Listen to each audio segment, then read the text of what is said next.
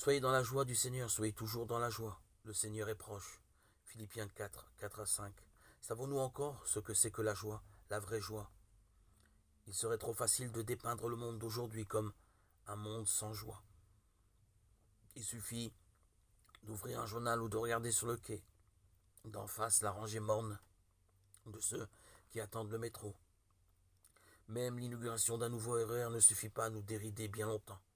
Encore que je me réjouisse de l'amélioration des transports en commun. Notre monde connaît les réjouissances. Il exprime peu la joie. Et pourtant, lorsqu'un de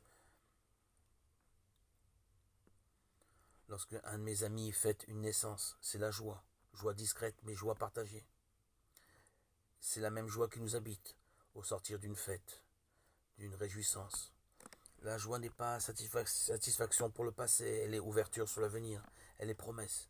C'est pourquoi elle est toujours fragile comme un enfant. Fragile est la joie de Jean-Baptiste derrière les barreaux de sa prison. Es-tu celui qui doit venir? Fait-il demander à Jésus, ou bien faut-il en attendre un autre? Attendre, encore toujours attendre. Dès le sein de sa mère, Jean le Baptiste, Jean le prophète tressaillit de joie à la rumeur d'un sauveur. Et puis la rencontre s'est faite, à l'âge d'homme, sur les bords du Jourdain. Voici l'agneau de Dieu. Jean est le doigt qui désigne Jésus. Puis il s'efface derrière le Christ. Le plus grand des prophètes, le maître des premiers disciples, semble ensuite disparaître de l'évangile. Et tandis que Jésus commence son chemin, pour Jean, c'est déjà la prison. Telle est sa joie à la mesure de sa foi. Précurseur de Jésus, il l'est jusque sur le chemin de la croix. Il le devance en sa passion. Il y a l'un des signes de la vraie joie selon le Christ.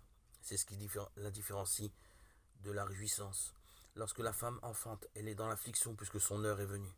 Mais lorsqu'elle a donné le jour à l'enfant, elle ne se souvient plus de son accablement.